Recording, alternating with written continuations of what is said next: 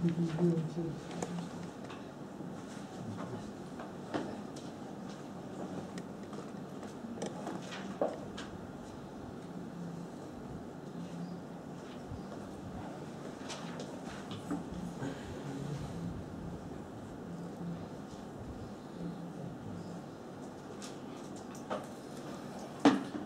hamdalillah nahmaduhu wa nasta'inuhu wa nastaghfiruhu wa nu'minu bihi wa natawakkalu alayhi wa na'udzu billahi min shururi anfusina wa min sayyiati a'malina may yahdihillahu fala mudilla lahu wa may yudlil fala hadiya lahu asyhadu an la ilaha illallah wahdahu la syarika lahu wa asyhadu anna Muhammadan 'abduhu wa rasuluh.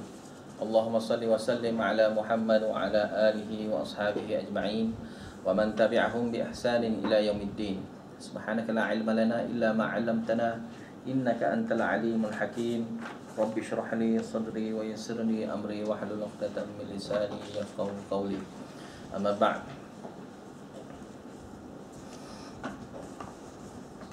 Setiap orang yang belajar mesti kena memperbanyakkan doa. Kita mula-mula belajar kena baca doa. Setiap orang kena baca doa. Paling kurang pun kita baca Rabbi yassir. Baca ikut sekali. Rabbi yassir wala tu'assir. Rabbi yassir wala tu'assir. Wa tammim bi khair. Wa tammim bi khair.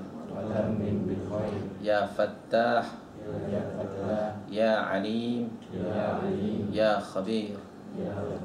La hawla wa la quwwata illa billah. Itu maksud dia. Wahai Rabb, Tuhan yang mengaturkan diriku, Tuhan yang mengaturkan diri aku, mentakdirkan diri aku, permudahkanlah aku belajar. Permudahkanlah aku belajar. Permudahkanlah segala perkara yang boleh menyebabkan aku belajar. Wala tu'assir, dan janganlah memberi payah untuk belajar. Segala asbab-asbab untuk belajar janganlah memayahkan. Wa tammim bi khair, dan sempurnakanlah. Sempurnakanlah dengan kebaikan. Ilmu yang dibelajar ni, kita pelajari ni, biarlah dapat sempurna. Biarlah dapat sempurna dengan kebaikan. Seperti hadis yang dibaca semalam. May yuridillahu bihi khaira, siapa yang Allah Ta'ala inginkan memberi kebaikan kepada dia, yufaqihu fid din, nescaya Allah Ta'ala akan memberi dia memahami agama, memahami Al-Quran, memahami hadis sesuai yang Allah Ta'ala khendaki. Maka banyaknya kebaikan yang Allah Ta'ala akan bagi. Sebab khairah situ, may yuridillahu bihi khairah, siapa yang Allah Ta'ala ingin bagikan kebaikan, khairah situ dengan makna banyaknya kebaikan.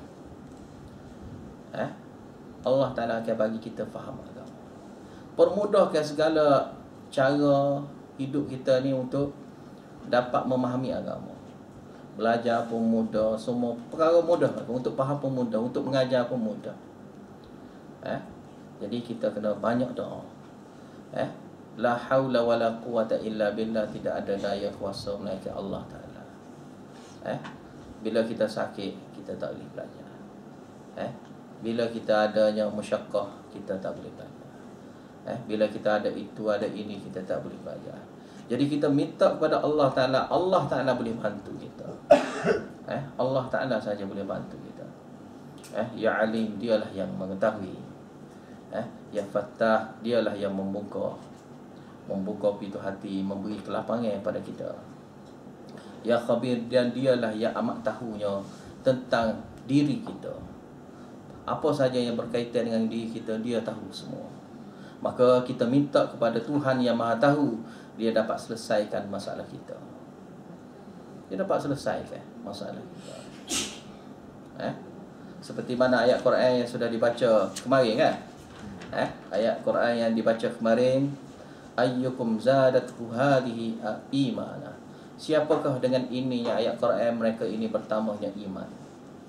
Itu siapa? Fa ammal ladina amanu, manakala orang yang beriman, fazadathum imana, maka bertambahnya iman mereka itu kerana ayat-ayat Allah Ta'ala dibacakan kepada mereka.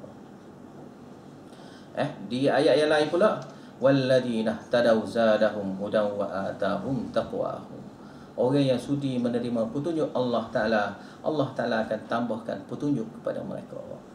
Wa atahum taqwahum, dan Allah Ta'ala akan mengurniakan kepada mereka dapat menjaga hukum-hukum Allah, dapat bertakwa kepada Allah Ta'ala. Ini ayat-ayat yang dibaca kemarin. Supaya apa? Supaya bertambahnya iman kita. Dengan belajar agama ni, dengan belajar Al-Quran, dengan belajarnya hadis, bertambahnya iman. Dan iman ni tak akan boleh tambah sendiri gitu. Bahkan dia bertambah dengan amal. Antara amal yang baik, kita belajar. Berilmu ni dengan kita menuntut ilmu, inilah jalan yang Allah Ta'ala nak mempermudahkan kepada kita memahami agama. Bila kita memahami agama, Allah Ta'ala nak bagi banyak kebaikan asbab kita, sehingga kita mati sekalipun dapat saham, jadi saham kita. Walaupun mati sekalipun mendapat saham, hasil daripada titik peluh kita yang kita sebar. Hasil daripada kita belajar itu, hasil daripada amal kita, mendapat saham. Walaupun kita sudah mati, berganda-gandanya saham kepada kita. Apa lagi yang kita nak atas dunia? Tak ada lah. Nak pada harta habis. Nak pada pangkat tak ada bila kita sudah mati. Jadi yang ada saja saham. Amal yang kita bawa setakat kita mati tak ada lah. Tapi kita nak lagi saham. Saham untuk akhirat. Itu bila mati sekalipun masih bertambah-tambah, bahkan berganda-gandanya pahala. Berganda-gandanya pahala dapat kepada kita kerana usaha kecil kita hari ini. Usaha kecil, korban masa sikit hari ini. Maka seperti mana baca tadi, segala puji yang tertentu, yang layak, sesuai kepada Allah Ta'ala. Kita mensyukuri nikmat Allah Ta'ala kerana Allah Ta'ala menghadirkan diri kita pada hari ini untuk kita dapat belajar ini. Mudah-mudahan bermanfaat. Amin. Bab yang ke-15, bab tafadhuli ahli iman fil a'mal.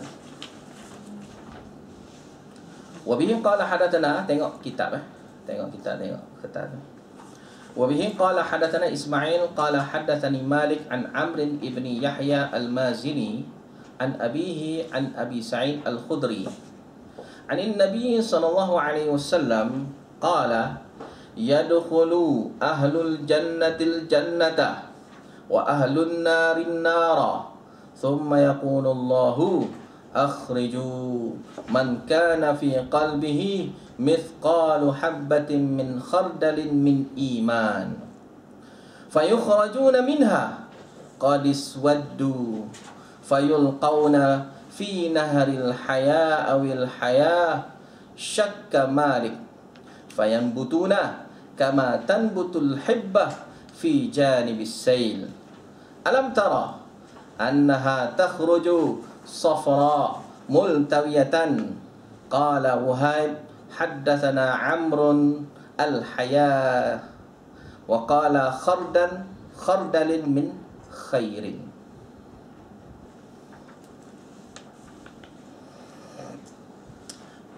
Bab sini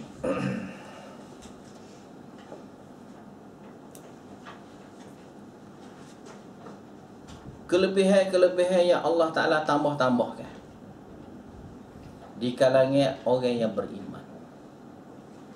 Ahli sini ahli dalam bahasa Arab juga dengan mana orang yang layak, orang yang selayaknya, tuan, orang yang selayaknya.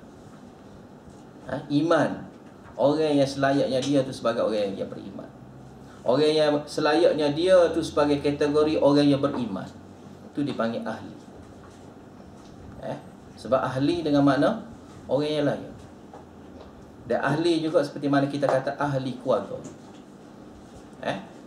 yang mana dia lah selayaknya menerimanya harta pusaka kita, dan kita juga yang selayaknya menerimanya harta pusaka dia. Dan ini dipanggil ahli. Seperti mana bahasa kita pun kita guna ahli ini dengan mana ahli keluarga ataupun ahli masjid ke, ahli itu, ahli ini, merujuk kepada orang yang memang sebenarnya dialah orangnya. Seperti mana kita kata dialah ahlinya, dialah ahlinya. Jadi maksudnya dialah yang selayaknya, dialah memang betulnya dialah orang yang seperti mana yang dalam ini, itu dialah orang yang betul-betul beriman. Orang yang selayaknya dikategorikan dia ni sebagai orang yang beriman. Dan orang ini bertambah-tambah. Satu sama lain ni dia bertambah satu sama lain. Ada yang lebih, ada yang kurang lebih. Ada yang lebih, ada yang lebih daripada orang yang lebih. Dan ada yang kurang lagi. Ada yang kurang lagi. Jadi ada lebih kurang ini kerana apa? Fil a'mal, kerana amalan. Ada lebih kurang ini kerana amal. Banyak amal kebaikan, maka lebih. Banyak amal kurang amal kebaikan, kurang. Ataupun banyaknya amal keburukan, maka kurang. Lagi kena.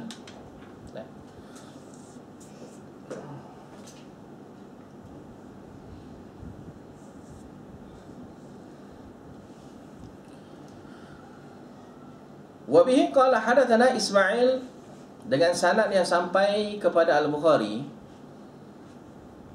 yang bersambung dengan saya, telah berkatanya Imam Al-Bukhari telah menceritakan kepada kami Ismail. Ismail di sini adalah Ismail bin Abi Uwais bin Abdullah Al-Madani. Qala, dia berkata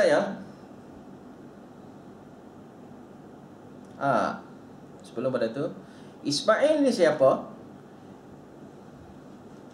Dia adalah anak saudara kepada Imam Malik. Anak saudara kepada Imam Malik, Imam Mazhab, ataupun dipanggil gelar dia Imam Darul Hijrah.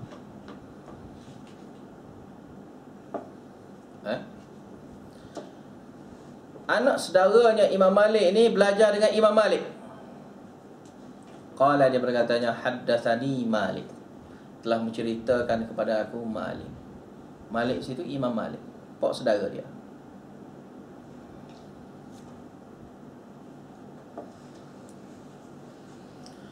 An Amrin ibni Yahya, daripada Amrin bin Yahya Al-Mazini Al-Madani juga dia ni.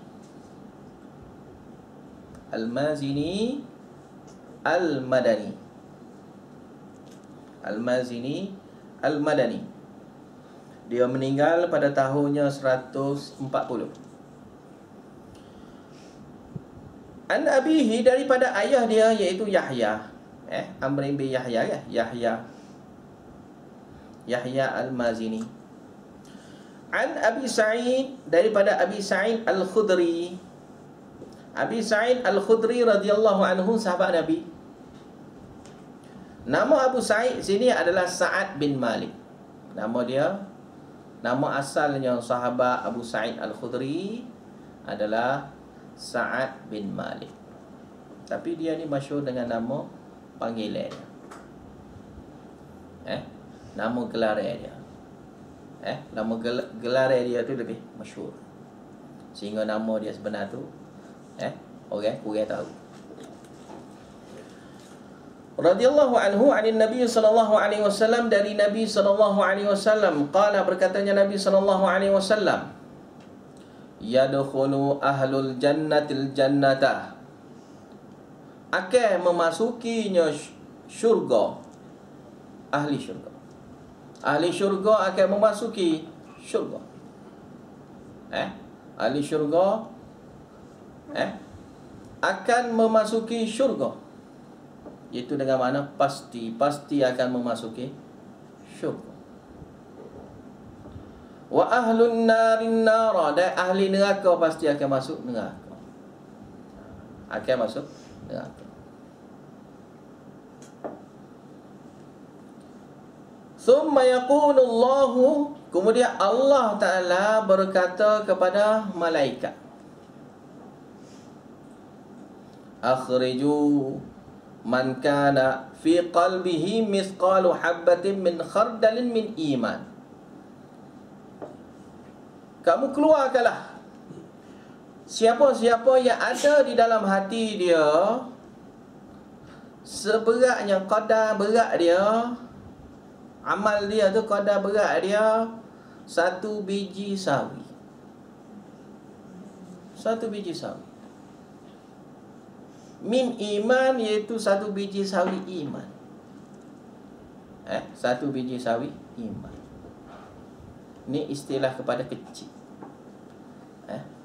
Mungkin sama besarnya dengan biji sawi, ataupun lebih kecil ataupun lebih besar. Sini hanya nak bagi tahu tentang contoh saja. Kecil. Kecilnya, halusnya iman dia yang ada. Mereka akan diberi syafaat oleh Allah Ta'ala, yang mana Allah Ta'ala melantiknya beberapa orang yang terpilih oleh Allah Ta'ala memberi syafaat, yang mana mereka itu dapat memberi syafaat mengikut izinnya Allah. Hal ini sesuai pada tafsir Al-Quran, man dzalladzi yashfa'u 'indahu illa bi'izni. Tidak ada yang boleh memberi syafaat di sisi Allah Ta'ala melainkan dengan izinnya Allah. Ini adalah izin Allah. Inilah izin Allah. Iaitu kamu ya Muhammad, kamu hai malaikat, kamu wahai hamba-hamba yang saleh, keluarkanlah mereka ni daripada api neraka. Yang mana qadar iman dia sebesar biji sawi. Iman. Yang tu boleh. Yang tak ada langsung, no, tak boleh. Maknanya tak ada syirik kan? Iaitu maksud dia, iman ni, orang yang beriman, orang yang hati dia dan juga amalan dia tu suci. Sebab kalau syirik tak ada langsung. Kalau buat maksiat, iman dia ada, tapi masa dia buat maksiat tu tak ada. Selepas dia buat maksiat, ada iman. Ada iman masa tu. Sebelum buat maksiat ada iman. Ketika melakukan maksiat, tak ada iman. Selepas pada tu ada iman. Ini sesuai dengan hadis Nabi. La yazni az-zani hina yazni wa huwa mu'min. Tidaknya dianggap orang itu berimannya, tidaknya berimannya orang itu ketika dia tu berzina. Masa mana? Iaitu ketika dia berzina. Orang yang berzina ketika dia berzina, masa itu tidak adanya iman. Maksudnya apa? Iaitu setelah daripada dia berzina itu baru ada iman. Yang bahayanya mati masa itu. Itu bahaya. Jadi iman dia kurang lah. Iman ada, kurang. Sebab bukan tak ada sini, tak ada masa tu ya. Maksudnya hidup dia penuh dengan iman, tapi ketika dia buat maksiat, masa tu lah tak ada iman. Masa tu tak ada iman. Jadi bila tak ada iman, mana ada satu masa dalam satu hari dia tu kekurangan iman. Sebab itulah kekurangan iman ni disebabkan oleh dosa. Disebabkan dosa tu jadi kurang iman.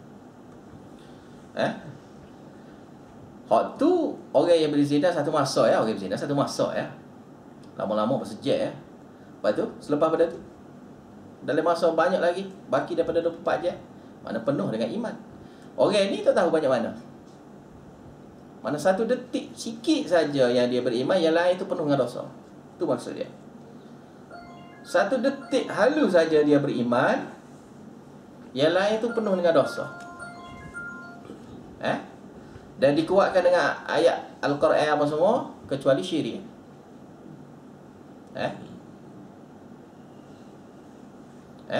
Golongan la yusyriku bihi syai'a, tidak mensyirikkan Allah Ta'ala dengan sesuatu apa pun, ataupun dengan maksud tidak melakukan sebarang syirik dengan Allah Ta'ala.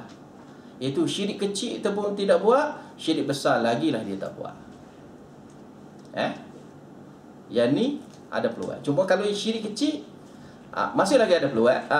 Ada peluang. Kalau syirik besar, tak ada peluang.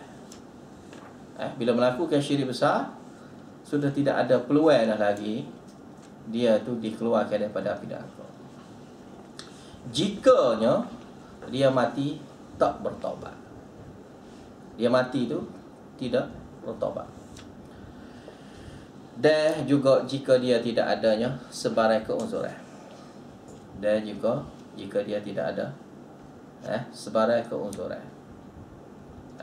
Mari ada beritahu sebab masalah orang yang sedang, ataupun orang panggil orang yang sudah sudi menerima ataupun sudah bersedia untuk menerima petunjuk, yang mana dia sudah cop dah di dalam hati dia bahwasanya dia sekali-kali tidak akan melakukan syirik pada Allah Ta'ala. Kalau dia tahu syirik, dia tidak akan syirik pada Allah Ta'ala. Jika orang macam ni melakukan syirik juga, dia masih lagi ada uzur.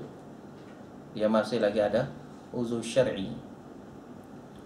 Berbeza dengan satu orang ya, tidak menghirau pun benda ni, bahkan hati dia pun tidak bersedia langsung untuk terima kebenaran. Bahkan dia terambil-ambilnya dengan syirik, maksiat, dosa. Orang ini tidak adanya sebarang keuzuran. Itu kesimpulannya dua perkara. Orang jahil ni ada terbagi pada dua perkara. Satu, orang jahil tidak mahu belajar. Dia tahu, dia tidak tahu, dan dia tidak ambil tahu.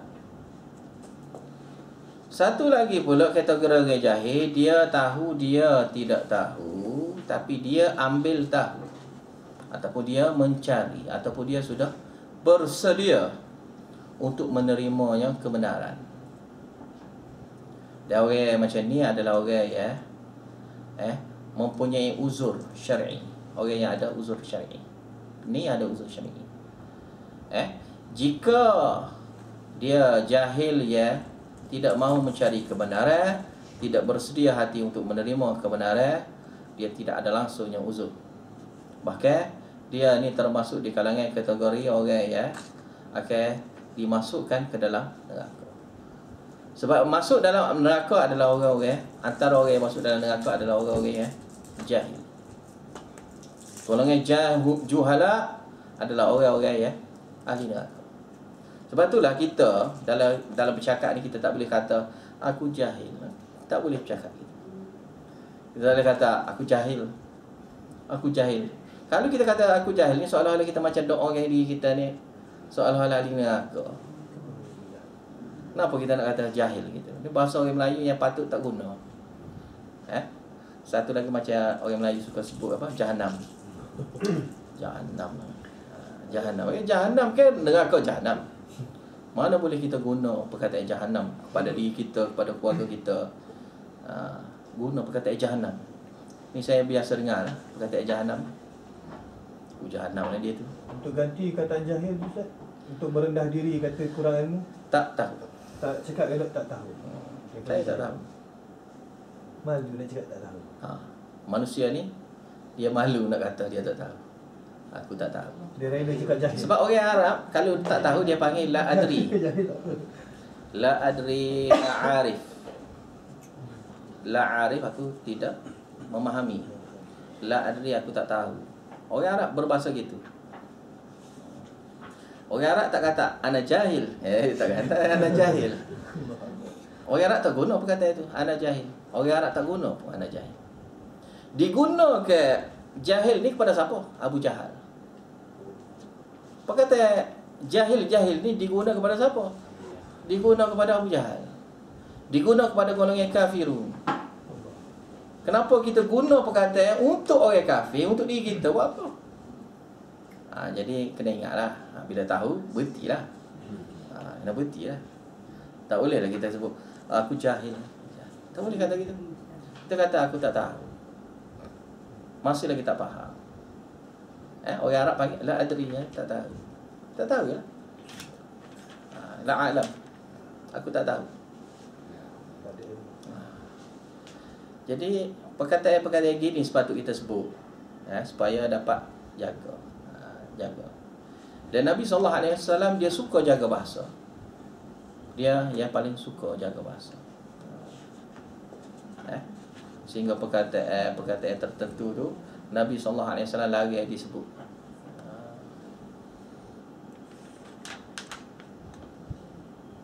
Kita tak boleh panggil orang tu hei hamba aku. Tak boleh.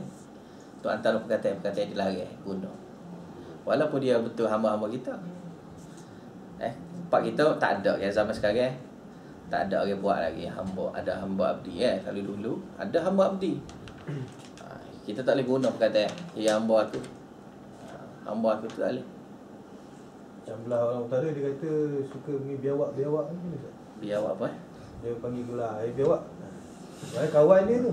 Macam mana Ustaz? Kategori macam mana? Tu dia panggil wala tanabazu bil alqab. Tidaklah boleh kitanya menggelar dengan gelaran yang tak molek. Antara gelar yang tak molek apa? Bisalismul fusuqu ba'dal iman. Seburuk-buruknya gelaran itu disebutnya perkataan fasik. Orang fasik. Seburuk-buruk gelaran lah. Setelah daripada orang itu sudah beriman, kita gelar perkara-perkara contoh macam fasik. Dan ni antara gelaran binatang apa semua lagi lah teruk lagi daripada fasik. Allah. Teruk daripada fasik binatang, biawak pula, biawak benda dah haram makan. Benda yang haram makan, jadi kita guna perkataan haram kepada satu orang saudara kita. Jadi baik kita kena jagalah. Seperti semalam ada sebut kan, satu orang manusia ni yang ramai masuk neraka kerana lidah. Dan dirukuknya muka dia ke dalam neraka kerana lidah. Kerana lidah. Jadi jagalah lidah kita daripada menyebut benda-benda itu. Menggelar sahabat-sahabat kita, orang-orang yang kita kenal dengan gelaran-gelaran yang dia tak suka, pun tak boleh dah. Tapi kalau kita gelar dengan benda-benda yang lebih keji lagilah tidak boleh. Ini sesuai dalam Al-Quran. Surah Hujurat. Hujurat ni banyak hukum-hukum kita bersama dengan masyarakat. Boleh rujuk dalam surah Hujurat, yang mana di dalam tu surah tu mengajar kita cara kita hidup dengan orang ramai. Kalau kita hidup ni, walaupun kita duduk sorang sekalipun, mesti kita ada hubungan dengan orang ramai. Tak ada istilah orang tu duduk betul-betul duduk sorang, tak ada. Dia mesti hidup dengan orang ramai. Paling kurang dia dengan agama, dia dengan Allah Ta'ala. Paling kurang dia dengan Allah Ta'ala, dengan Rasul macam mana. Hubungan dia dengan Allah Ta'ala, dengan Rasul macam mana. Lepas tu, yang selepas pada tu, hubungan dia dengan masyarakat macam mana. Kena jaga. Jadi dalam surah Hujurat diajar semua perkara-perkara yang boleh mengelak kita daripada berlaku permusuhan sesama Islam. Dia ajar dalam surah Hujurat. Nak panggil dengan panggilan yang kasar-kasar pun tak boleh, kan? Nak lau panggil Nabi dengan perkataan yang kasar-kasar pun tak boleh dah dalam surah tu. Panggil nama Nabi dengan nama yang baik-baik. Di depan maupun di belakang. Panggil apa? Ya Rasulullah. Panggil Rasulullah. Ya Rasulullah.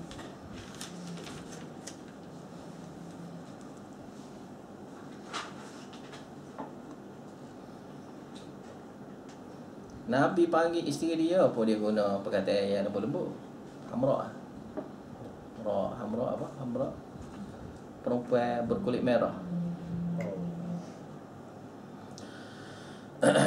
Sambung hadisnya, mithqalu habbatin min khardal, iaitu fi qalbihi, iaitu di dalam hati dia adanya amalan berbentuk amalan qalbi dia, amalan dia yang sesuai dengan qalbi dia tu qadarnya seberat, jika ditimbang qadar beratnya berat biji sawi. Tak terjejah pun timbangan, kan?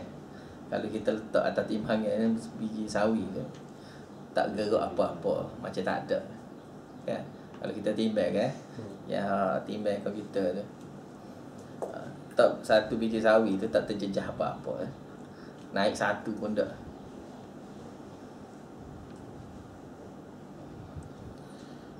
Fayukhrajuna minha, lalu mereka dikeluarkan daripada api neraka. Dikeluarkan daripada api neraka. Qadis waddu, yang mana mereka itu sudah kehitaman, hitam legam. Sudah hitam legam. Perkataan qad, lepas tu perkataan iswadu, mana isyarat kepada hitam yang hitam sungguh. Hitam sungguh.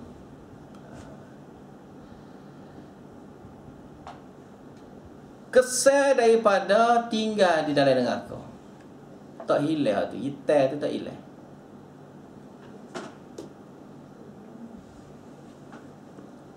Fayulqawna fi naharil haya, atau situ syaknya rawi, atau situ ragunya daripada perawi.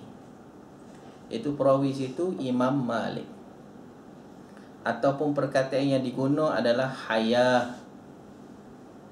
Haya dengan haya ni sama ya bunyi. Bila diwakafkan bunyi haya. Kalau dibaca bunyi ta, kan? Hayata. Tapi bila diwakafkan, biasa diwakafkan sebab berhenti sini, maka bunyi seakan-akan sama al-haya dengan haya, kan? Sama ya.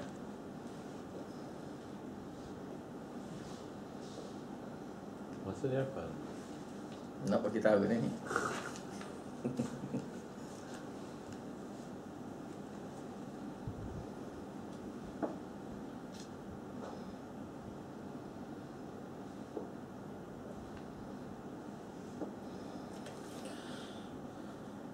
Itu di tempat yang mana Allah Ta'ala bagikan semula kehidupan. Nahril Hayah mana sungai yang memberi kehidupan. Sungai yang memberi kehidupan. Itu yang membaik pulihnya ke jasad yang asal. Sebab hayah juga dengan mana hidup sini, seperti mana ada contoh yang dia beritahu situ, fayambutuna kama tanbutul hibbah fi janibis sail. Maka mereka itu akan tumbuh seperti mana tumbuhnya satu biji benih fi janibis sail, di tempat hujungnya tempat yang sudah dilalui oleh banjir, air banjir.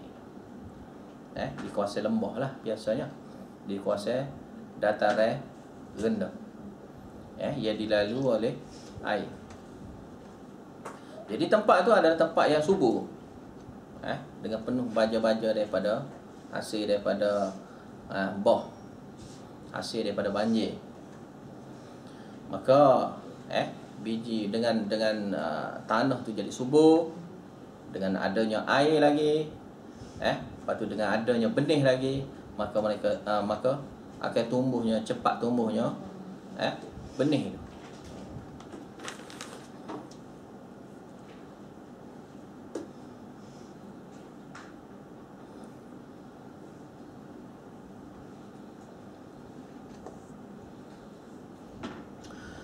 Alam tara annaha takhruju safra multawiyatan.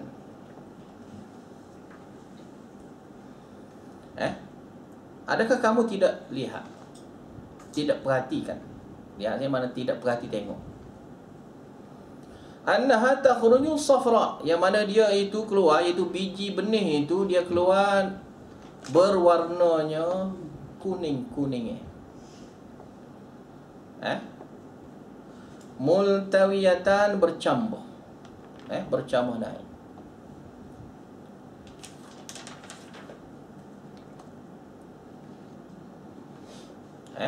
Maksudnya tumbuh. Daripada satu biji itu jadi tumbuh.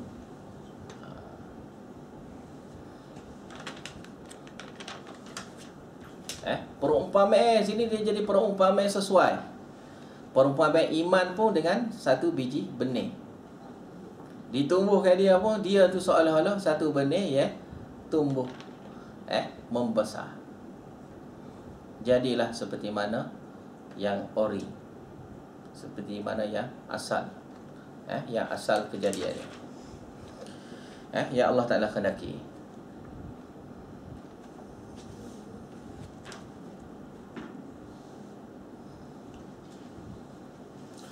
Qala Wahib, berkatanya Wahib.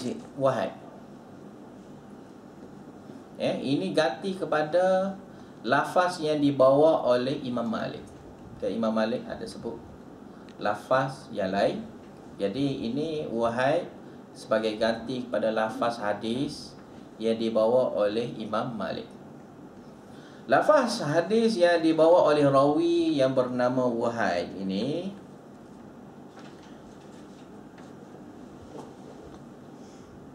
iaitu Wahib bin Khalid bin Ajlan. Wahib sini adalah Wahib ibnu Khalid. Wahib ibnu Khalid bin Ajlan Al-Bahili Al-Basri.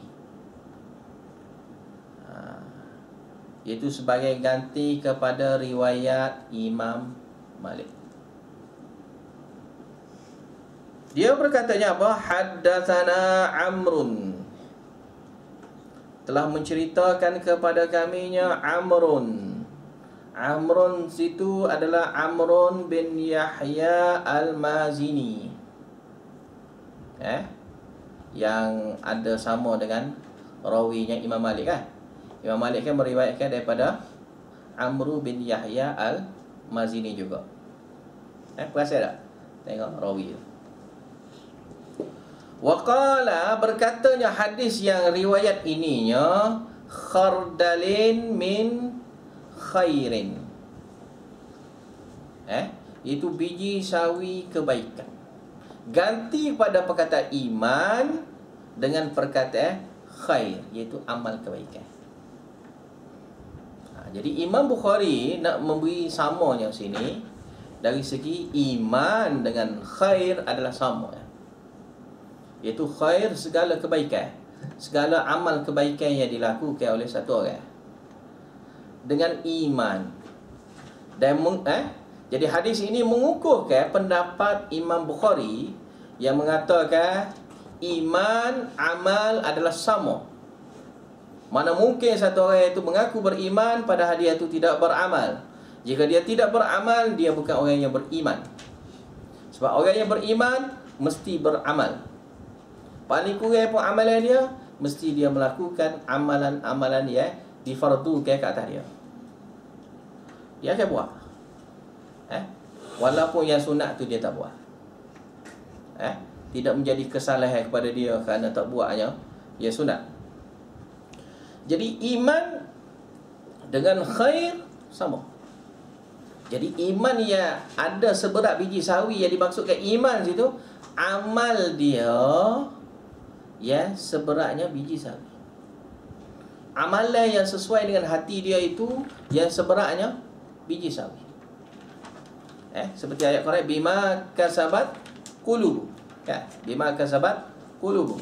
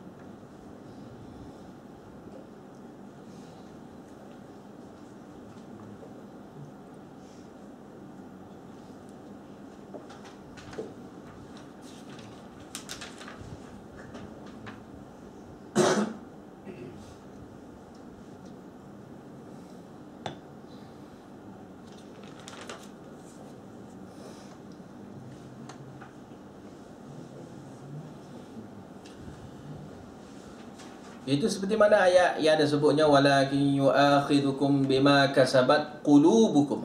Gitu ayat dia bunyi.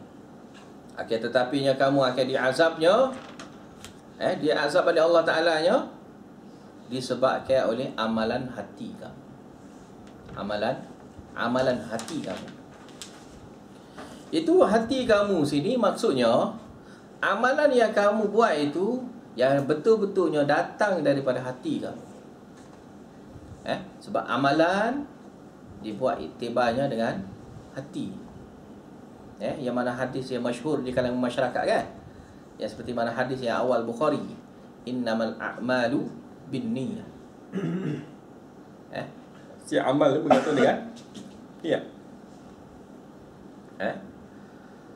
Mana dibuat iktibar sahnya tidak sahnya satu amalan kerana niat dia, kerana hati dia. Itu niat ni datang daripada hati dia. Jadi maksud hati dia itu sebagai iktibar kepada amalan yang dia lakukan luar, perbuatan luar dia.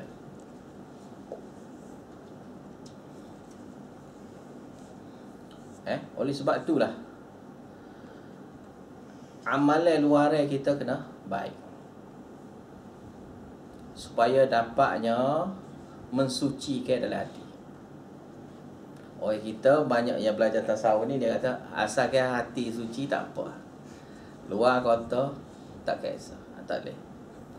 Sebenarnya kali nak suci adalah mesti luar tu suci. Luar tu kena suci. Barulah jadi suci ya dalam.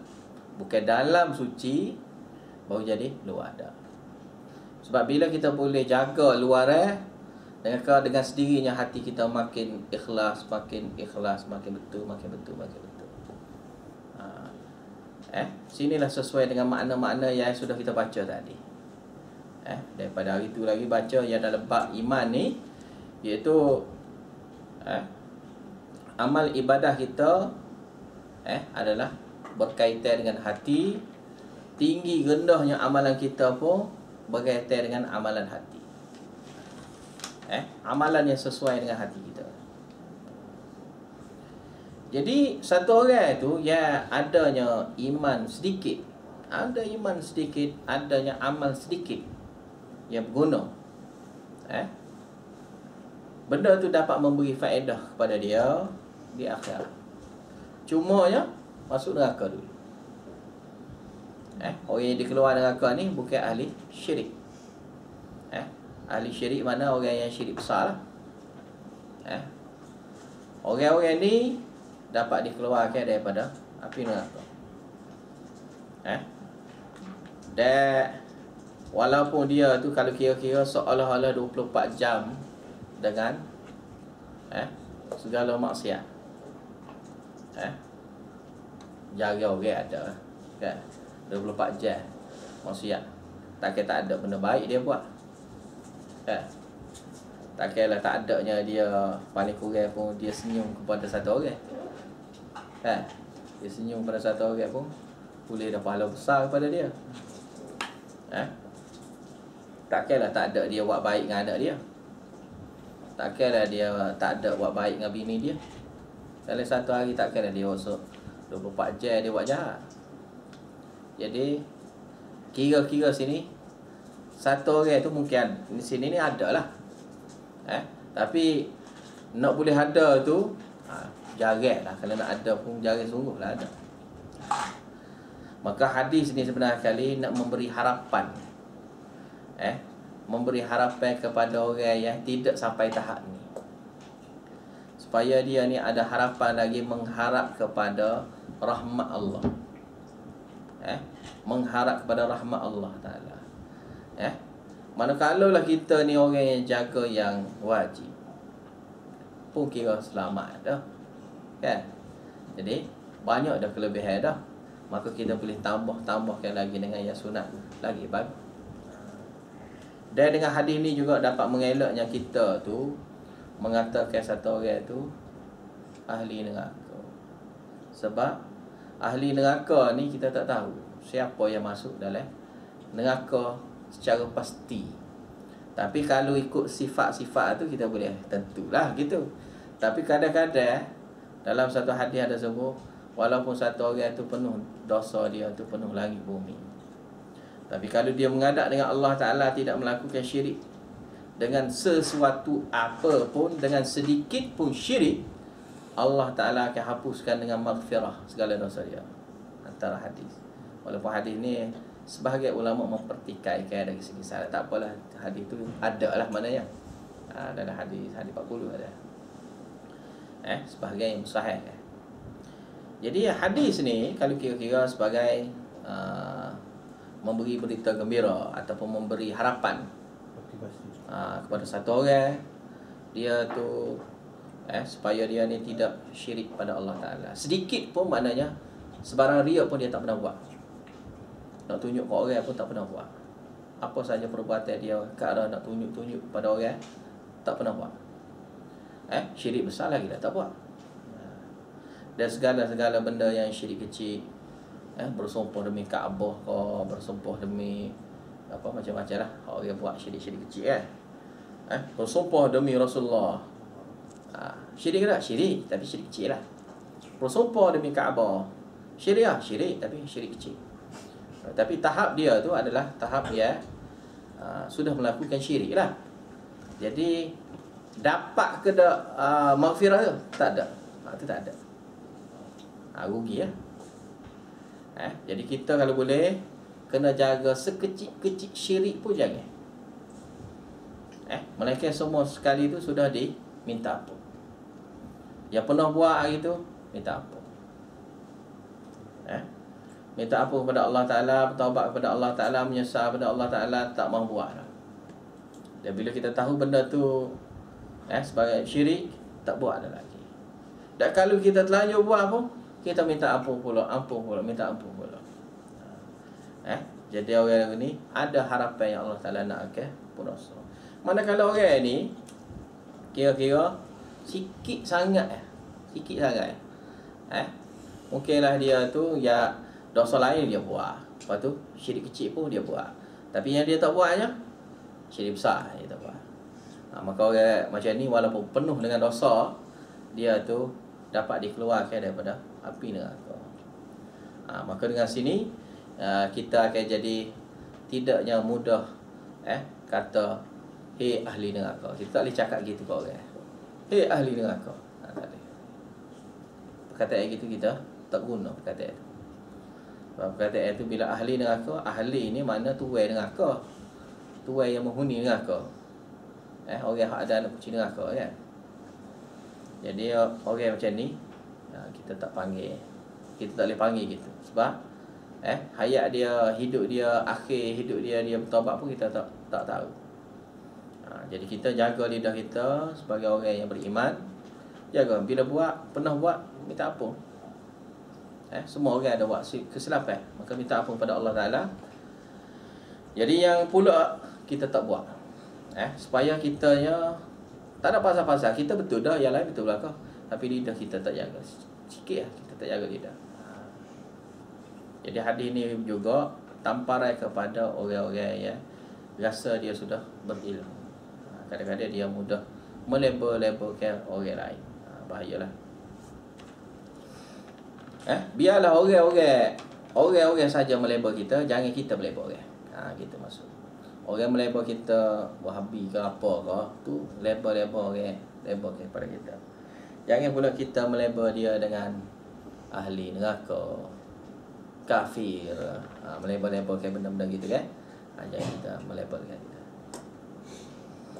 Supaya selamat kita, apa saja yang boleh menyebabkan kita tidak mendapat kebaikan. Seperti hadis yang kita baca kan, faliyaqul khaira aw yasmut. Bercakaplah benda yang mendatangkan kebaikan, aw yasmut, ataupun senyaplah. Jika tak tahu benda tu mendatangkan kebaikan, baik senyap. Walaupun kita tahu sikit-sikit, tahu dah. Tapi nak bagi tahu tak pandai, tak sampai kita tahu. Sebab kalau beritahu pun, kita pun tak berapa faham lagi. Kita pun sendiri tak berapa faham lagi. Maka dengan cara kita memahami, kita belajar dengan supaya kita pandai. Lepas pandai itu kita beritahu. Wabihi qala hadatsana Muhammad ibnu Ubaidillah. Qala hadatsana Ibrahim ibnu Sa'ad.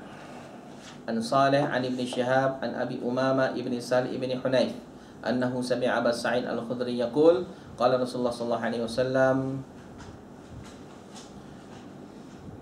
Dalam naskah ada sebut bainana. Sini ada sebut ana naim, aku tidur.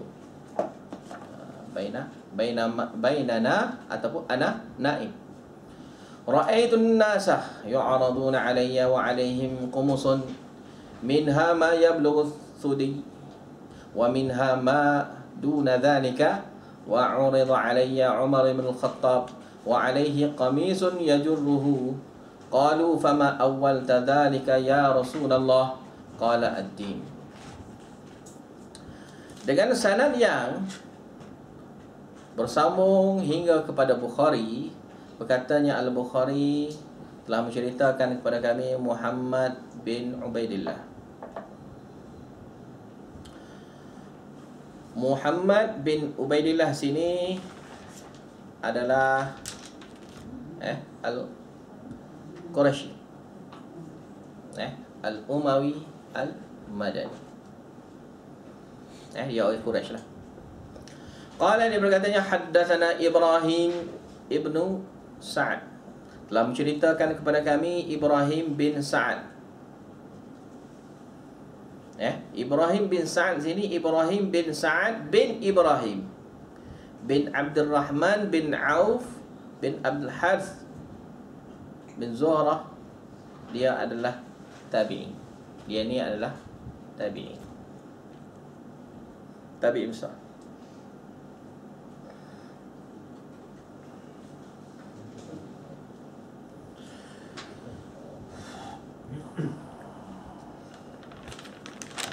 Mati di Baghdad pada tahun 183.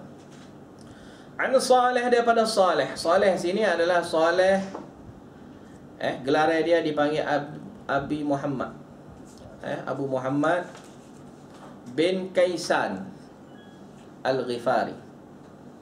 Dia adalah Abu Muhammad bin Kaisan Al-Ghifari Al-Madani. Tabi'in juga dia. Tabi'in meriwayatkan daripada tabi'in.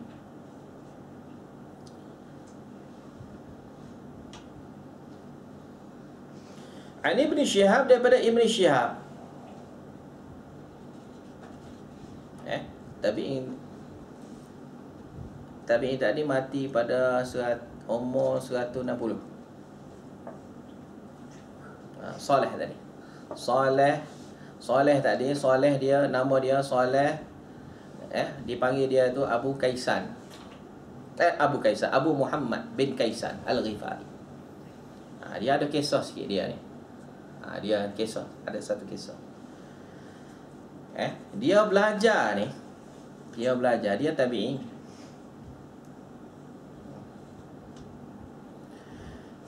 Dia belajar pada umur 90. Umur 90 dia belajar. Dia belajar apa? 90. Dia mati umurnya 160. 160. Dia mula belajar tu umur 90. Kalau orang kita umur 90 nak nyanyuk dah. Tapi Allah Ta'ala, bila satu orang tu belajar, Allah Ta'ala tambah ke kebaikan. Tu tadi kita baca hadis. Allah Ta'ala tambah ke kebaikan.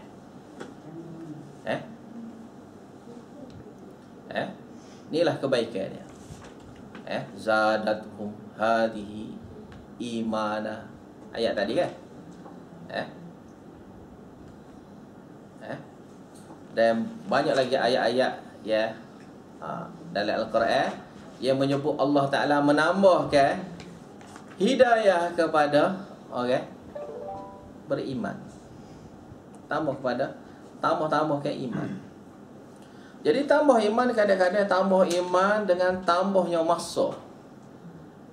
Dan kita sendiri pun tak tahu kita ni umur berapa yang Allah Ta'ala sudah matikan kita. Allah Ta'ala ni takdir Allah Ta'ala lebih kurang ada 3. Ada 3. Satu takdir Lauh Mahfuz ni, ramai lah orang tahu kan. Takdir ya sudah tercatat di Lauh Mahfuz. Yang dicatat di Lauh Mahfuz. Satu lagi takdir yang Allah Ta'ala takdirkan di rahim ibu. Setiap manusia ni ketika dia di dalam rahim ibu dia, masa itu dia ditakdirkan balik. Dan satu lagi bab takdir ni, iaitu takdir yang hanya Allah Ta'ala saja yang tahu. Hanya Allah Ta'ala saja yang tahu. Dan hanya Allah Ta'ala saja yang tahu ni kategori-kategori yang adanya tambahan. Dan Allah Ta'ala tahu yang akan tambah. Yang tulis ni, yang tambah ni, dia tahu yang tulis tu. Itu orang-orang yang beriman, ketika dia tu beriman, Allah Ta'ala tambahkan, gandakan. Ada satu orang tu Allah Ta'ala gandakan satu hari. Ada tu Allah Ta'ala gandakan setengah jam, sejam. Ada orang gandakan seminggu umur dia. Allah Ta'ala gandakan sekian, ada gandakan sekian. Ini khusus kepada orang yang beriman ya. Orang yang beriman yang kembali ni Allah Ta'ala tambah. Ada tambah sesaat, ada tambah seminit, ada tambah 5 minit, macam-macam. Ikut Allah Ta'ala khendaki nak memberi kebaikan kepada satu orang. Jadi ada juga Allah Ta'ala bagi kebaikan ni. Seperti mana sekarang ni kita boleh belajar ni. Dengan belajar ni kita tak tahu asbab kita belajar ni sebenarnya Allah Ta'ala gandakan umur kita berapa tak tahu. Mungkinlah kalau kita tak belajar ni mati dah. Mati lagi. Kalau tak belajar ni mati lah. Tak tahu. Sebab benda ni rahsia Benda ni rahsia. Rahsia hanya Allah Ta'ala saja tahu. Maka sebab itulah bila kita dapat belajar, kita boleh dapat duduk dalam majlis-majlis ilmu ni, kita kena rasa bersyukur sangat-sangat. Kita kena rasa syukur sangat-sangat. Kerana kita tak tahu umur kita sebenarnya kali umur banyak mana. Dengan adanya amal ibadat yang kita buat sedikit sebanyak ni, kita tak tahu banyak mananya Allah Ta'ala tambahkan, extra ke kepada kita. Tak tahu. Dia extra dengan dua ya, extra dengan doa, extra dengan amal soleh. Ekstra dengan doa, dan doa pun amal soleh. Sehingga dalam hadis pada sebut, yang doa tu pun Allah Ta'ala takdir dah. Yang berdoa tu pun Allah Ta'ala takdir dah. Tapi ada yang tercantik di Lauh Mahfuz, ada yang tercantik di rahim ibu. Dia 3 peringkat tu. Jadi hak ni urusan tu kita serah pada Allah Ta'ala lah. Cuma kita sini dipanggil satu perkara yang beri harapan. Beri harapan kepada kita supaya kita ni akan jadi lebih baik, motivasi lah. Makin lebih baik. Jadi contohnya cerita dia ni, satu orang tabi'in ni, dia belajar, masa start belajar tu umur 90. Dan Allah Ta'ala gandakan. Gandakan dia mati pada tahun 160. Macam mana tu ganda? Dia tu umur sepatut mati pun kita tak tahu. Tapi dengan asbab, dia panggil asbab. Allah Ta'ala gandakan banyak tu, banyak ni. Jadi satu laginya, kalau siapa ya belajar hadis ni umur lanjut, tak perlulah dia kata diri dia orang Kelantan panggil benar payah benar. Payah ke benar? Benar ni mana macam orang tu tak boleh terima langsung dah. Kerah, lidah kerah dah. Lidah kerah, otak kerah, semua kerah pula dah. Padahal makin tua makin lembut Tapi dia saja mendakwa diri dia sudah tak boleh dah, beban dah, otak tak boleh terima dah. Apa pula tak boleh terima? Sebenarnya bukan otak tak boleh terima, dia tu tak boleh terima. Dia tu tak boleh terima. Belajar tak boleh terima. Mungkin kerana malu, mungkin lah. Kerana malu nak belajar mungkin. Takkanlah kita nak belajar, kita tua dah. Belajar ni budak-budak nak belajar. Orang-orang tua tak perlulah belajar. Jadi cerita dia ni sepatutnya kita jadi makin nak belajar lah. Umur 90 pun, siapa umur 90? Ada ke sini umur 90? Ni dah waktu sini lah, dah lepak kita ni, umur 90. Jadi muda pada tu, maknanya kira tahap dia boleh lagi alim ilmu hadis lah. Maksudnya kalau betul-betul belajar 10 tahun habis. 10 tahun. Kalau dia ni umur 90, dia start umur 90, dia habis mungkin dalam umur 100. 100 tu ekstra ada 60 tahun. 60 tahun dia berbakti untuk agama. 60 tahun Allah Ta'ala ekstra. Jadi belajarlah. Tak sakit umur. Bagi kita tahu bila kita mati. Dan kalau mati dalam belajar pun mati dalam kebaikan. Sebab kita mati dalam keadaan kita masih lagi ingin tahu kebaikan. Kerana hati kita pun sudah bersedia. Kita kena ada sikap bersedia menerimanya sebarang titah Allah Ta'ala. Yang melarang kita tinggal, yang suruh kita buat. Kena ada tu. Orang yang bersedia ni saja boleh buat. Sebab kalau dia tak bersedia, dia tak boleh buat. Dia tak boleh buat. Dia tak bersedia langsung.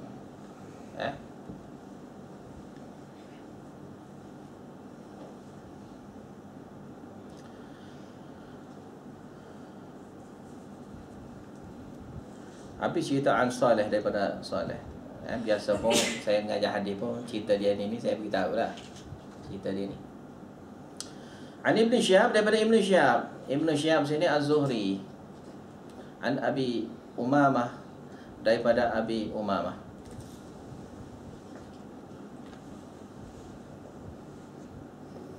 Cuma Abi Umamah ni khilaf di kalangan ulama, dia tu sahabat ataupun tabi'in.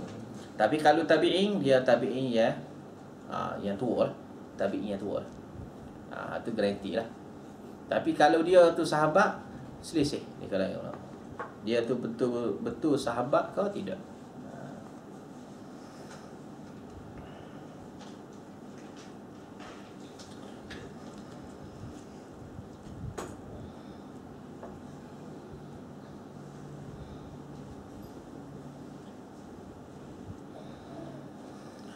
Abi Umamah bin Sahal bin Hunayf annahu sami'a, dia mendengarnya Aba Sa'id Al-Khudri. Dia mendengarnya sahabat Nabi Abu Sa'id Al-Khudri yaqul, berkatanya, qala Rasulullah sallallahu alaihi wasallam, berkatanya Rasulullah sallallahu alaihi wasallam, dalam nuskah tu, dalam kurungnya tu ada sebut bainana, tak kalanya kami.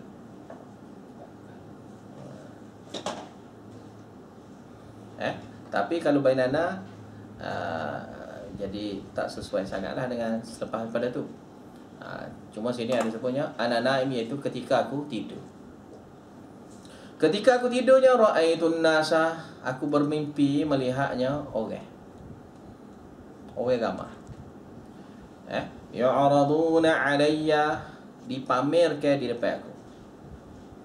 Wa alaihim qumusun, mereka tu adanya kamis, memakai pakaian baju, pakai baju. Kamis ni biasanya diguna untuk pakaian labu. Pakaian labu. Kalau Indonesia dia kata baju kurung. Kalau di Pakistan kita panggil kurta. Kalau di Malaysia kita panggil Malaysia kurta juga kan. Tapi makna dia baju labu lah. Dan kamis bukan baju Melayu lah. Ya je lah, bukan baju Melayu. Baju Melayu bukan kamis. Bukan kamis yang sebenar. Kamis juga kamis singkat. Baik, kata panggil sikat tonggeng. Sikat tonggeng ya. Kalau dia rokok, akan nampak punggung dia kan. Dia panggil sikat tonggeng ya.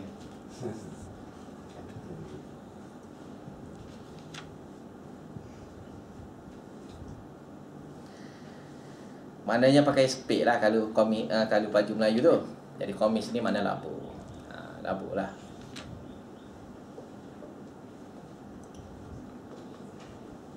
Yang biasa. Itu yang biasa lah. Minha ma yablughu sudi. Sudiya. Ada di kalangan mereka tu yang singkatnya komis dia tu, kodanya ke apa? Kodanya dada. Sudiya nampak dada. Sudiya maknanya dua dada lah. Dua dada. Jadi parah tu. Ada tu takat tu ya. Takat tu macam apa? Pakai berai lah, macam pakai berai lah. Macam tu. Wa minha, ada di kalangan baju tu nya ma yablu, dalam nuskah ada sebut ada yang sampai pada duna zalika, yang kurang pada tu. Ada yang kurang lagi pada tu. Sikit benar lah, sikap benar. Wa urida alayya Umar ibn Khattab. Yang nama-nama tu Nabi tak sebutlah orang yang singkat-singkat tu. Tapi yang labuh ni Nabi sebut. Dan dipamerkan kepada akunya Umar bin Khattab. Wa alaihi qamis, dia ada satu qamis, yajuruhu, yang mana dia heret kain qamis dia tu. Heret. Sebut kata heret maknanya benda tu berada di lantai. Labu dia sehingga berheret. Kena heret lah. Di lantai. Mana labu kan?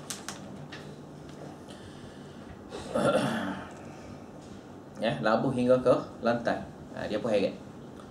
Qalu, para sahabat pun bertanya, fama awal tadzalika ya Rasulullah, apakah yang kau nak tafsirkan itunya ya Rasulullah? Nak takbir ataupun tafsir mimpi itu macam mana?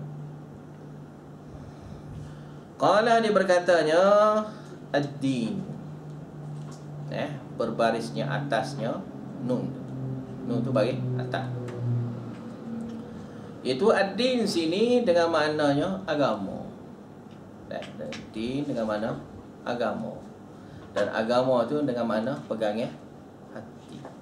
Pegangnya hati. Pegangnya hati yang disertakan dengan apa? Dengan perbuatan. Perbuatan hati yang disertakan dengan perbuatan. Jadi sininya Imam Bukhari bawa sampailah kepada ad-din. Sebab ad-din kan Islam. Ad-din tu apa? Islam. Islam tu apa? Islam tu amal. Bukan sekadar hati. Islam tu amal. Maka ad-din sini mana? Amal. Din sini dengan mana? Amal. Jadi amal dia hati dan juga luaran dia tu labuh. Labuh. Mana cara dia laksana tu, dia melaksanakan ataupun yang dalam hati dia dan juga yang tindakan dia tu penuh dengan kebaikan. Dan ni perumpamaan kepada orang pakai labu. Ni dalam mimpi lah, dua mimpi tak boleh lah. Ni dalam mimpi ya. Dalam mimpi baik kita tak buat lah. Dalam mimpi kita kena pakai pakaian tidak labuh. Lelaki lah, mana lelaki memakai pakaian atas daripada buku lali. Perempuan pula dianjurkan dia melebihi daripada buku lali. Sebab perempuan barangkali perbuatan melabuhkan pakaian ni perempuan dianjurkan kepada mereka melabuhkan pakaian. Lelaki pula dianjurkan kepada dia supaya sikatkan pakaian dia. Jangan labuh hingga melebihi buku lali. Walaupun berlaku khilafiah lah situ, ada khilafiah, tetapi kita memilihnya jangan labuh. Sebab tidak labuh tu dapat jaga hati kita. Sebab kalau orang yang labuh dia kena jaga hati. Payah nak jaga hati. Perbuatan kita buat, hati pun kena jaga pula. Payahlah. Sebab syarat orang yang melabuh pakaian, dia kena hati dia kena sentiasa jaga, jangan ada sombong. Jangan ada sombong. Kalau ada sombong, haram. Lepas tu 24 jam dia pakai seluar labuh, pakaian labuh, lagi dah bahaya. Takut ada sedetik masa tu dia sombong. Membangga diri ketika tu. Kan sampai sekarang pun orang macam fikir dia kata orang yang pakai sikat dia tak cukup kain lah, orang sesak lah kan. Jadi orang yang labuh ni orang-orang yang cukup, macam orang yang cukup. Jadi benda ni kadang-kadang ada perasaan ni. Jadi untuk elok baik tak payah buat. Sebab yang jelasnya perkataan Nabi larang. Walaupun ada yang mengatakan tak apa. Tak apa jika hati kita boleh jaga daripada sombong. Tapi mainan semua baju kita labuh semua ni masalah juga. Baju pun labuh, seluar pun labuh, lebihi buku lali. Jadi satu masalah juga kita bila masa kita nak jaga. Kalau jaga 24 jam saja tak apa. Ni hari-hari kena jaga ni. Lebih-lebih lagi orang yang nak jaga tu orang awam. Orang yang masih lagi dahaga pada ilmu. Jadi orang-orang macam ni lebih utama laginya dia singkatkan pakaian bagi lelaki. Mana singkatkan seluar dia, jangan melebihi buku lali. Lagipun kita akan tasyabuh dengan perempuan. Yang mana perempuan itulah yang perlu melabuhkan pakaian dia. Perempuan tidak bolehnya mensikatkan pakaian dia, beti, parah beti ke apa semua tak boleh. Kerana itu mendedahkan aurat dia. Maka kalau kita tilik pada menyerupai perempuan pun jadi satu masalah dah. Maka tak ada fatwa yang lebih baik adalah fatwa yang menegah satu orang tu daripada melabuhkan pakaian, tak kira lah baju dia ke labuh, seluar ke dia tu labuh, melebihi buku lali. Jagalah. Ustaz, apa kaitan dengan pakai labuh dengan berasa sombong? Nabi SAW bagi tahu gitu. Pakaian labuh ni sebab isyarat kepada zaman dulu.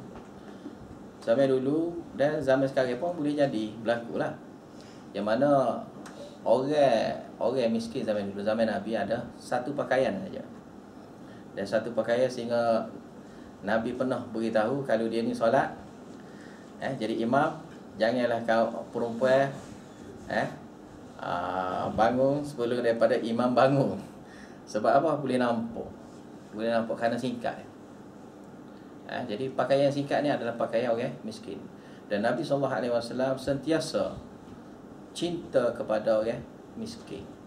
Dan keadaan miskin itu Nabi SAW suka benda-benda yang ke arah miskin, benda-benda yang ke arah tawaduk. Nabi SAW suka. Dan pakaian jenis dua pakaian biasanya tidak melebihi pada kulali. Dan paling kurang pun itu adalah sunnah Nabi. Nabi SAW tidak melabuhkan pakaian dia. Mereka yang melabuhkan pakaian dia pernah melakukan adalah Abu Bakar. Dan Abu Bakar pernah mengadu pada Nabi SAW. Nabi kata, kamu orang yang tidak sombong. Jadi kalau kita rasa kita setara dengan Abu Bakar,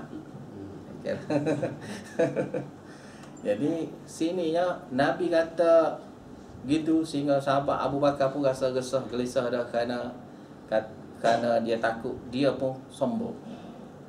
Jadi kita lagilah takut, sepatutnya kena takutlah berlaku kesombongan kerana melabuhkan pakaian. Kesombongan macam mana dia ada, setiap orang ni tak serupa. Ada orang itu sombong ketika ni, ada sombong ketika tu, ada keadaan itu, keadaan ini. Keadaan tak serupa. Sebab benda ni kadang-kadang berkaitan dengan masyarakat, fahaman masyarakat, pegangan masyarakat, ataupun dipanggil uruf masyarakat, yang agak gitu. Dan kadang-kadang benda yang sombong tu sudah dianggap biasa dah sampai sekarang. Contohnya macam Malaysia, dianggap biasa. Tapi orang Arab masih lagi kekal tradisi ini, iaitu orang yang melabuh pakaian adalah orang yang sombong. Sebab tu kalau kita tengok orang-orang pembesar, dia melabuhkan pakaian. Tapi kalau orang biasa, orang yang tidak pembesar, dia sikapkan pakaian. Jadi baik kita elok benda ni kerana menjerumus diri kita daripada kesombongan. Cuma ulama membenarkan kerana berlakunya pada Abu Bakar. Bila Abu Bakar berlaku, maka kepada kita pun dibenarkan jugalah. Kalau jari-jari kita pakai seluar yang labuh, dikira tak apa, asalkan dengan syarat kita kena jaga daripada sombong. Sombong mana? Membesarkan diri, takabur. Takabur membesarkan diri, sombong.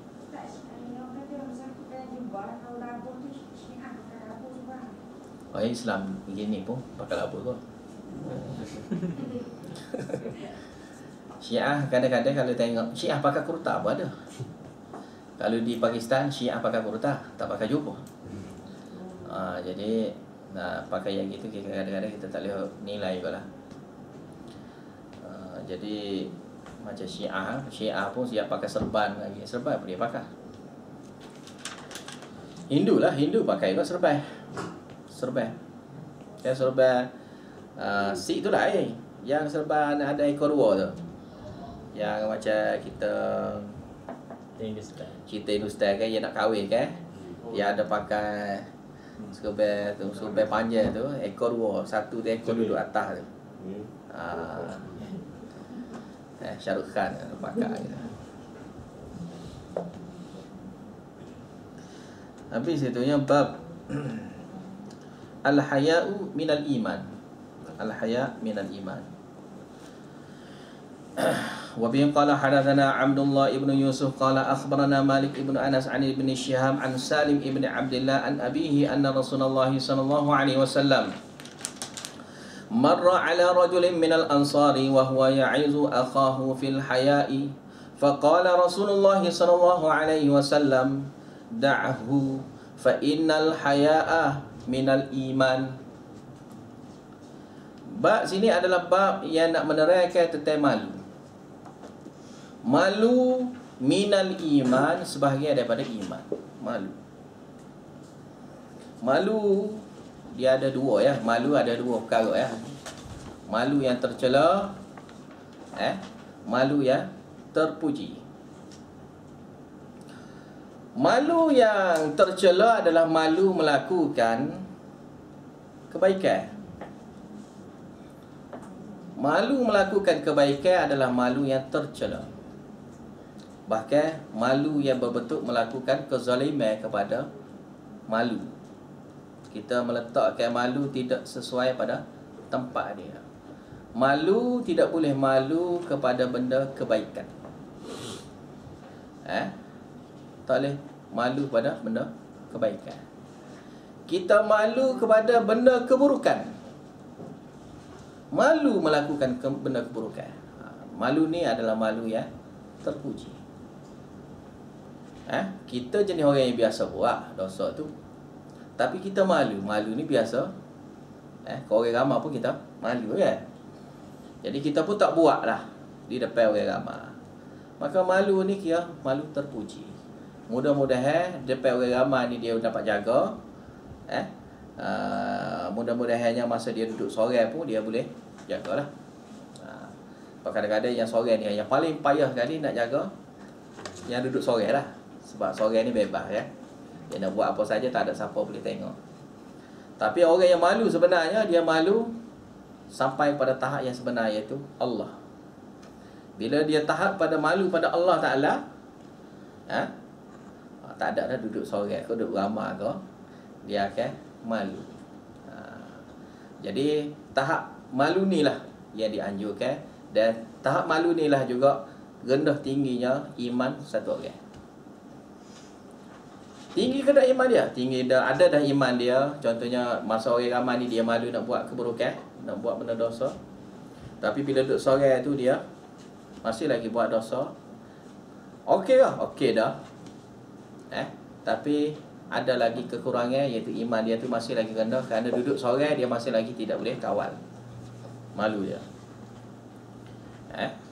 Jika boleh kawal dua tu, maka dia melakukan sifat malu yang terbaik lah, yang sempurna lah.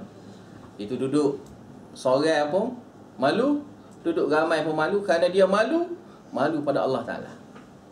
Dan sikap malu ni yang paling payah kali. Majlis orang buat tu majlis tahlil, malu nak pergi. Malu tak pergi. Malu tak pergi. Malulah kalau tak pergi. Sepatutnya kita kena buatnya malulah kalau pergi. Malu siapa? Malu Allah. Ni dia panggil iman satu orang. Iman satu orang. Majlis tahlil, orang majlis tahlil lah, maksud tahlil tu maksudnya yang tahlil pada si mati lah. Malu tak? Malu. Malu apa? Malulah kalau pergi. Kalau tak pergi malu. Malu lah kalau tak pergi. Sikap lagu ni tercelok lah sikap begini. Jadi yang kita naknya malu apa? Malulah aku. Kalau aku pergi malu pada Allah. Kalau aku pergi malu pada Allah. Barulah.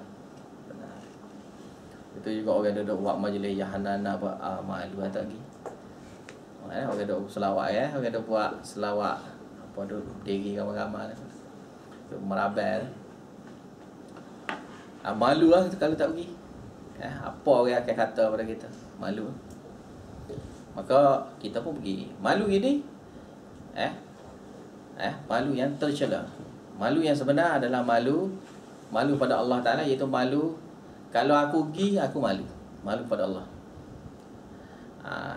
Jadi malu tu saja, sifat malu tu daripada iman, sebahagian daripada iman. Dan malu ni lah dapat kawannya manusia daripada melakukan keburukan dengan sifat malu ni ya.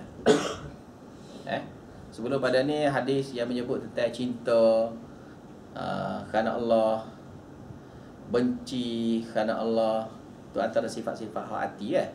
Ini pula sifat apa? Sifat malu. Sifat malu pun ada juga yang termasuk daripada iman. Bukan semua malu, tapi malu-malu yang sebenar, yang selayaknya dipanggil malu. Itu malu benda yang melakukan benda keburukan. Kita malu nak melakukan benda keburukan. Kenapa? Kita malu pada Allah Ta'ala. Kalau aku buat pun malu pada Allah Ta'ala.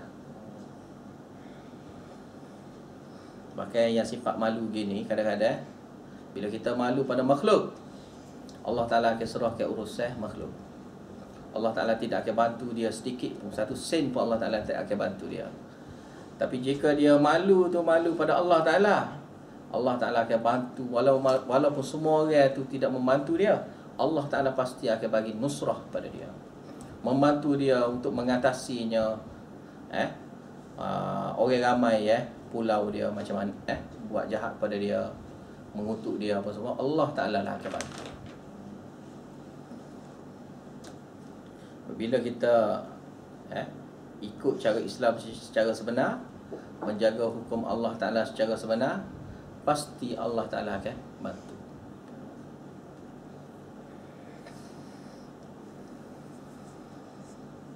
Itu nasrun minallah wa fathun qarib wa basyiris sabir. Itu akan mendapatnya nusrah Allah Ta'ala yang dekat. Nasrun minallah wa fathun qarib, dan juga kemenangan ya dekat. Wa basyiris sabirin, dan berilah berita gembira kepada orang yang sabar. Nak menghadapi itu kena orang yang tabah lah. Payah tu. Pas sekarang ni kadang-kadang ada orang tanya macam mana malu lah. Kalau tak pergi malu pula. Malu pula iman awak lah. Iman awak. Kalau pergi juga iman tu rendah. Tak sedar ajar cara macam mana nak jadi iman tinggi lah. Itu jadi iman rendah dah. Dia tanya sebenarnya kali, boleh ke tak jadi, boleh pergi boleh jadi pergi. Tak pergi tak pergi. Kalau pergi iman dah. Yang bahaya pula kita mati masa iman rendah tu, bahaya ya. Jadi ingatlah tu. Al-haya minal iman. Wa bihi qala hadatsana Abdullah bin Yusuf. Dengan sanad yang sampai kepada Al-Bukhari, berkatanya Al-Bukhari telah menceritakan kepada kami Abdullah bin Yusuf.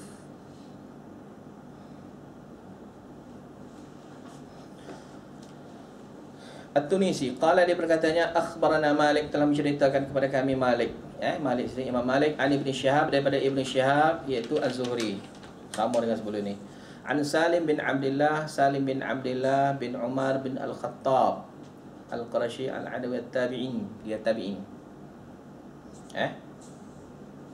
Dia adalah salah seorangnya fuqaha, guru yang terkemuka, yang alim di Madinah. Ya 7. Ada 7 orang semua. Dia mati pada tahun 100 lebih. Lebih kurang 18 ataupun 15, 16. An abihi, daripada ayah dia iaitu Abdullah bin Umar radhiyallahu anhuma. Tu ayah dia. Ya, dia cucu kepada Umar Khattab. Anna Rasulullah sallallahu alaihi wasallam, sungguhnya Rasulullah sallallahu alaihi wasallam pernahnya marra ala rajulin minal ansar. Dia lalu dekat dengan satu orang di kalangan Ansar. Di kalangan sahabat Ansar. Wa huwa ya'izuhu akhahu. Sahabat itu menasihati saudara dia. Iaitu melarang sesuatu lah kepada saudara dia.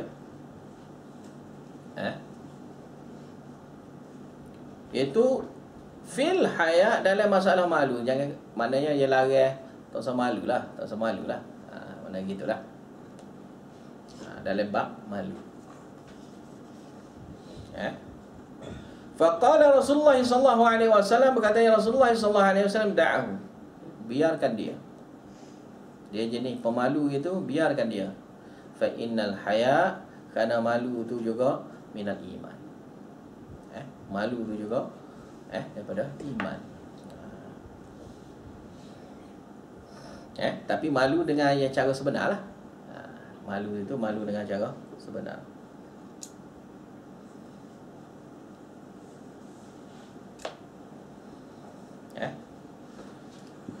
Sikap sahabat ni dengan saudara dia ni dia pemalu sangat.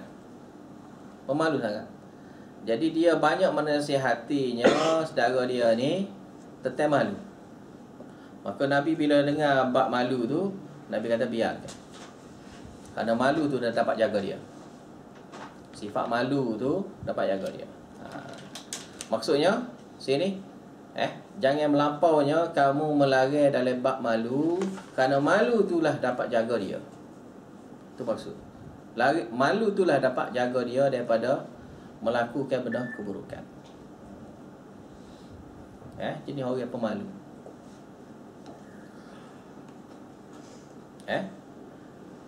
Cuma malu ada dua tadilah. Malu yang tercela, malu yang Terkeji. Jadi yang terkeji tu jangan buat lah. Sebab malu, contohnya belajar, malu. Malu nak belajar. Tak boleh, malu belajar. Malu nak amal, tak boleh ya. Kalau amal sunat tak apalah, boleh kira lagi. Kalau amal yang fardu, malu nak buat, mana boleh. Kita nak malu benda-benda yang diwajibkan kat atas kita. Jadi malu gini mendatangkan keburukan kepada kita. Itu menyebabkan azab Allah Ta'ala menimpa kita. Maka dengan malu yang sebenar, dengan cara malu yang terpuji ataupun dipanggil malu mahmudah, malu mahmudah inilah yang kita kena ada lah. Setiap orang kena ada.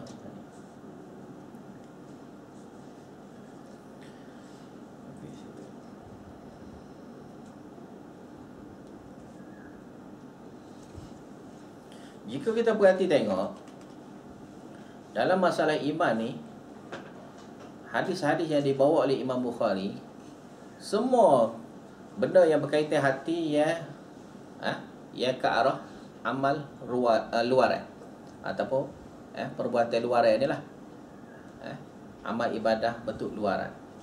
Walaupun merujuk pada hati, tetapi benda tu adalah berbentuk perbuatan, memberi kesan kepada perbuatan luaran. Maka inilah kita kena jaga. Kita kata nak menyucikan hati. Sebenar kali menyucikan hati dengan meninggalkan perkara-perkara maksiat, meninggalkan perkara-perkara syirik, meninggalkan perkara-perkara bid'ah. Kita tinggal benda-benda yang Allah Ta'ala tidak syariatkan itu. Kita buatnya, kita tak dengan kita tambahnya, kita buatnya benda-benda yang Allah Ta'ala perintahkan, syariatkan. Tu yang sepatutnya. Maka inilah cara iman yang sebenar. Iman yang mari daripada hati, dibenarkan dengan perbuatan.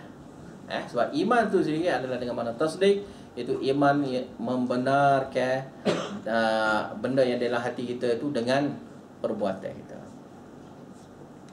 Kalau kita kata kita orang beriman, mana dalil? Mana dalil? Jika kita ni contohnya hadis ni, ada malu, tu dalil. Dalil orang itu beriman. Malu ke nak pergi tempat maksiat? Malu. Malu. Jika dia ada perasaan malu gini, maka tu dalil dia tu orang yang beriman. Kalau dia malu tak pergi, tu berat. Tu masalah lain lah tu. Makanya situ jadi masalah tidak ada iman. Berhenti dulu sekat tu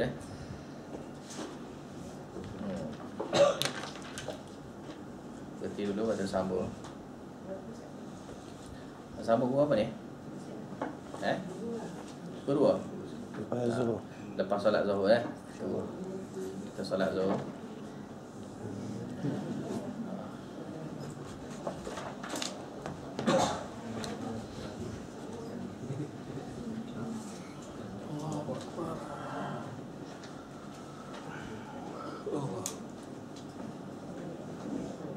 Ni depan lagi tak apa.